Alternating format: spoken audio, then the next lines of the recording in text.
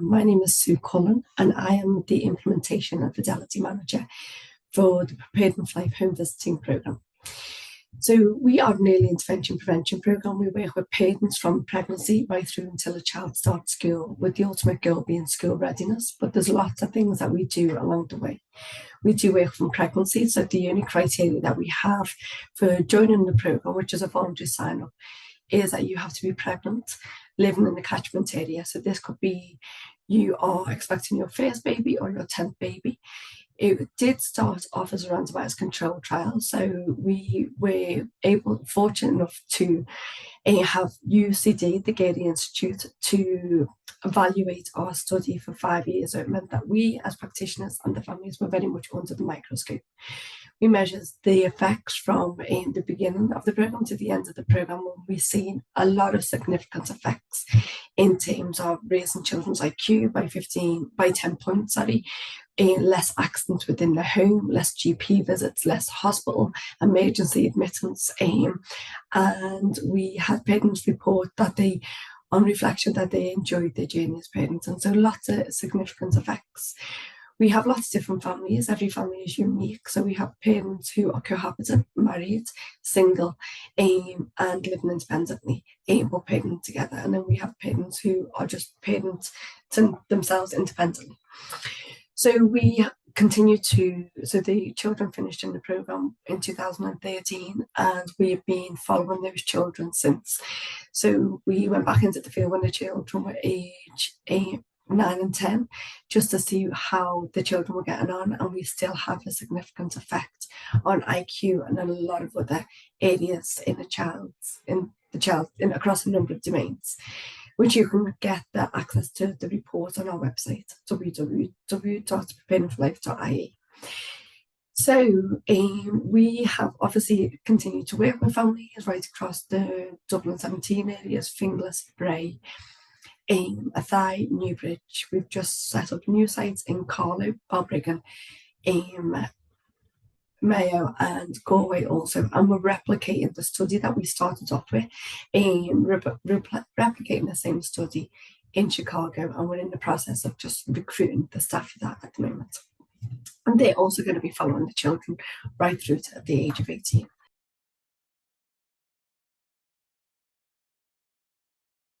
So I think we're a long way behind other countries, and there's a certain lack of acknowledgement for fathers' roles.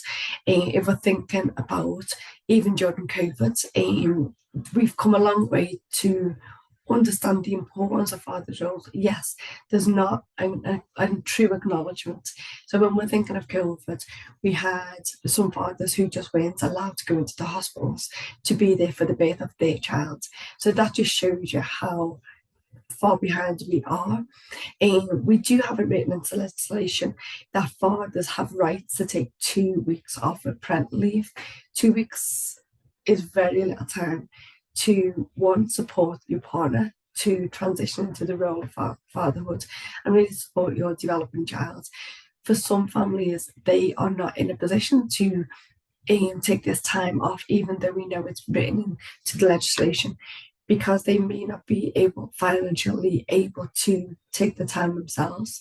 Maybe the job, it doesn't support them to take this time, or the type of role that they have in their employment doesn't allow them to do it. So for a lot of fathers, they still are not able to take this time off for their babies, which is really, really unfortunate. Even in terms of for fathers being able to access, attend the antenatal appointments, the antenatal classes, breastfeeding support classes, the children's parent-teach meetings. There's a number of things that fathers are not encouraged or supported to engage in, which is really difficult for fathers in terms of understanding, connecting, becoming immersed in the role, but also feeling supported, because it is a transition. It's a new place of being.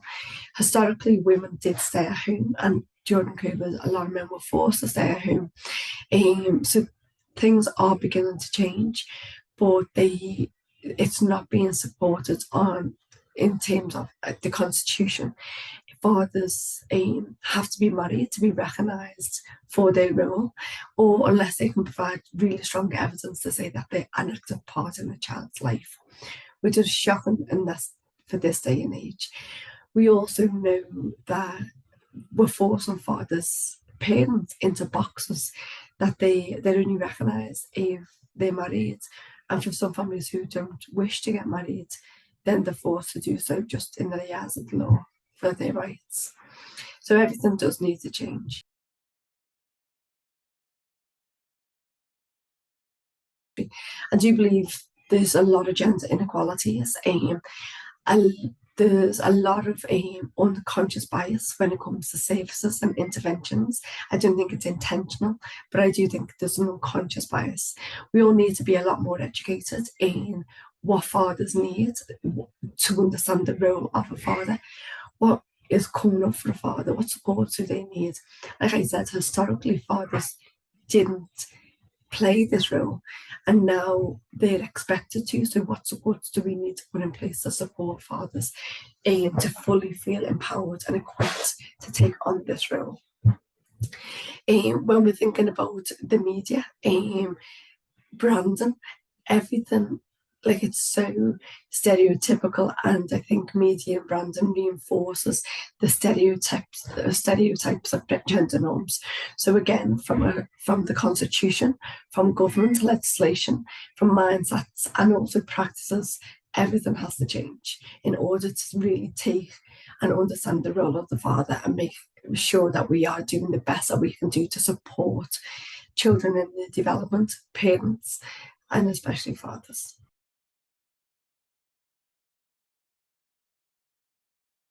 I do think for majority, yes. I think for the new age fathers, potentially no. I think everything is changing. It is really, really slow, and it does need to pick up speed. But I do think what we need to do is keep learning, keep adapting, keep hearing the voice of fathers to fully understand and connect with what their needs, wants, and desires are. And also, from a neuroscience point of view, understand the impact that fathers play on the developing child.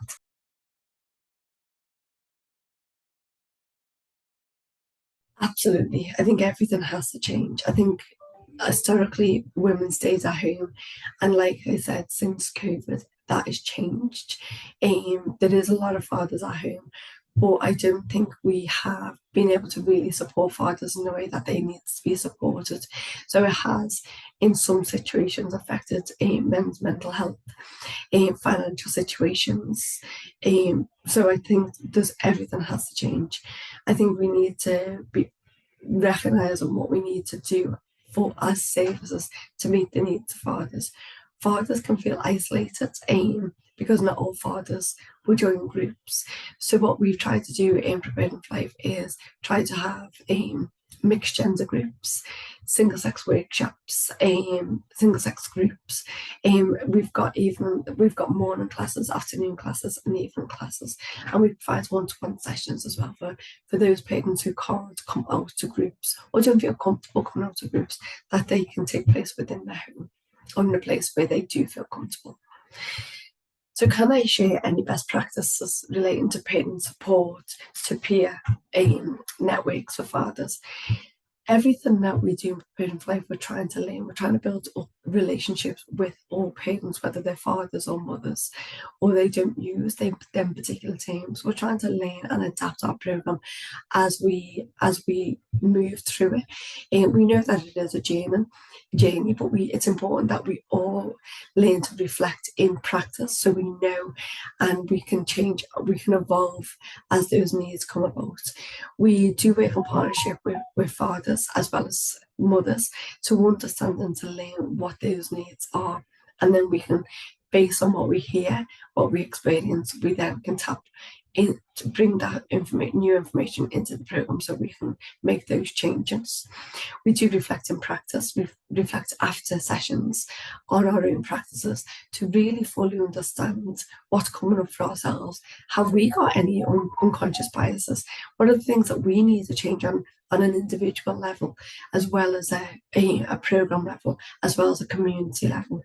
So through coaching and reflective supervision, we're allowed to connect and amaze ourselves into what really needs to take place and what's coming up for us, but what also what's coming up for fathers.